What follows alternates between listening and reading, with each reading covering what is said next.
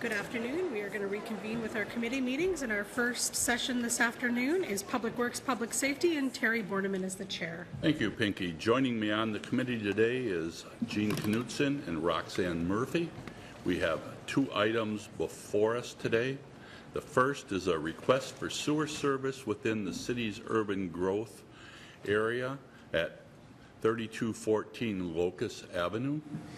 Thank you. Good afternoon. Ted Carlson, Public Works Department. The property in question is located outside the city limits, but within the city's UGA. It is an existing residence that has a septic system, but that septic system has failed.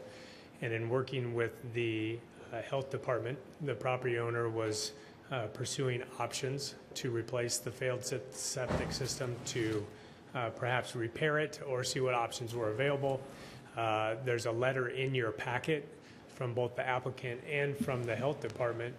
And the health department's letter suggests that the best course of action is to hook up to the city's sanitary sewer service, which we do have a main adjacent to this property within the right-of-way. And so that is the request under the city's BMC. There is a section, and it's identified in your packet, section 15.36, really the one lone exception to providing retail utility service outside the city limits, both within the UGA, is for public health reasons. So given the recommendation from the health department and the existing circumstances and the applicant's request to bring forward this item to council, it's staff's recommendation that council allow retail sewer service connection at this location. The applicant is here. If council did have any questions, as well as myself and Brent Baldwin, if you have any questions about this item or recommendation. Okay, committee? Gene? I'm perfectly fine with it. That's part of our criteria, so I will go ahead and move approval. Okay, and yeah, I agree. This is consistent with other decisions we've made similarly where it has been for health reasons. So I don't see any inconsistency with the way we've handled it before. So I agree with that. Pinky and then April.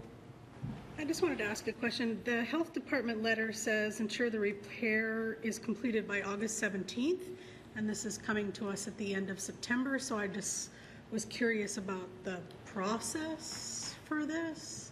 Yeah, I don't know if someone else can speak to that, maybe Brent. I think we've been having discussions with the property owner, and I don't believe there was too much delay in getting this on the council's calendar. I can't speak to it any more than that. Mm-hmm. Mark? Speak on that. Yeah. If you want to join Ted, Mark, that would be great. Thanks. Yes, Mark Beard, 3214 Locust Avenue. When we were trying to figure out how we can get the city sewer connection made, I had to make some investigation of the process. And then part of that process was actually getting the county out there to look at that and then get a letter saying that we needed a new system. And then I needed to do a little more research and contact with that. And then I got busy to write the letter to them. I got the letter written and they responded immediately, so part of it was my own delay. But since then, I just want you to know that there hasn't been any sewage leaking off our property. I've been able to keep it maintained. But it's at a point now where, we really like to get it done. And the health department checks in with me every few weeks to see, how the progress we're making. And so hopefully after today, I'll be able to tell them that we have approval and that we'll schedule it then as soon as we can.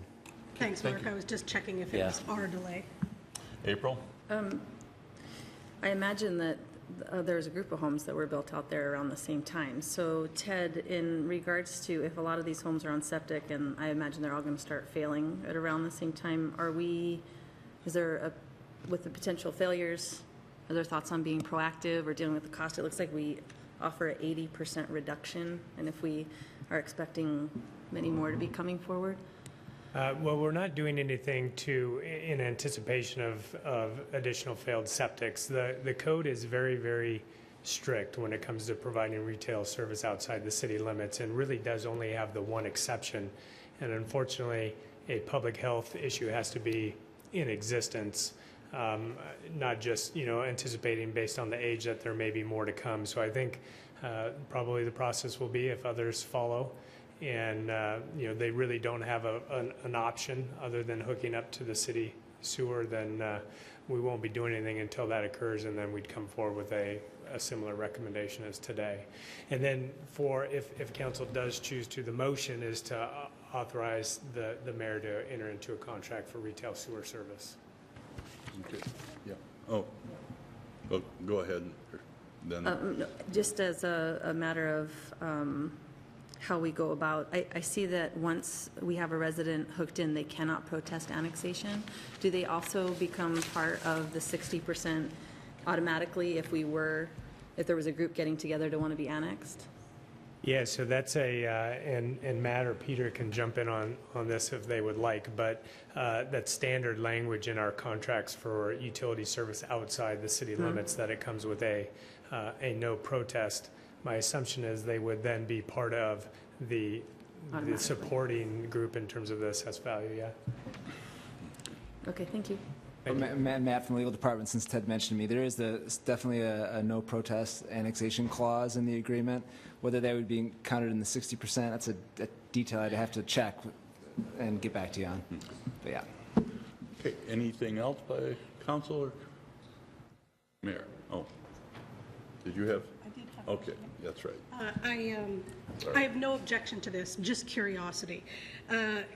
Just because I've never done this before, what is the 80% reduction? Can you explain what that is for the public works process for me? I just want to understand this. I can. Whenever a property hooks up to the city's sewer system or water system, they are required to pay what we call a system development charge.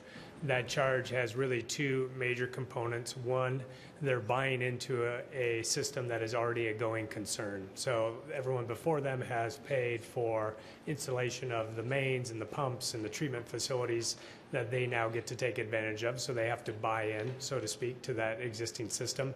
And the second component is there's a capacity related, a capacity issue related to a new connection. So anytime a new connection is made, they're paying their proportionate share for future capacity needs, whether it's treatment or size of pipes or pumps. So that charge exists for everybody.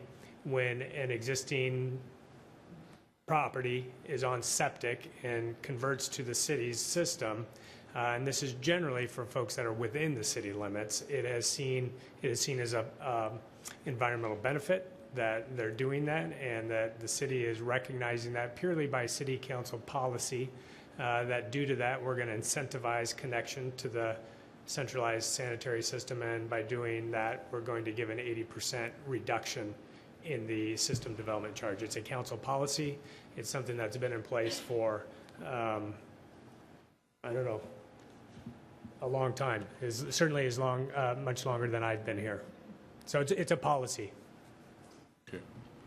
Anything else? Okay, we have a motion before us. All those in favor? Oh, Mayor. I'm easy to forget. Yeah.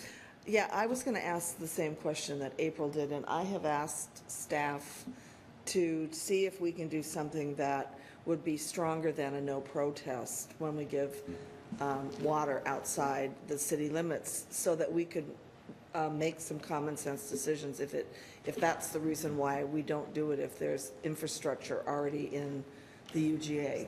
I'm not meaning this for Mark's project. We've talked about this forever, and I'm assuming Mark would be thrilled to be annexed into Bellingham, so I'm not worrying about him. But I'm waiting. yeah, just oozing. But anyway, so that is something that I'm going to continue to pursue, so that we don't have to even worry about it.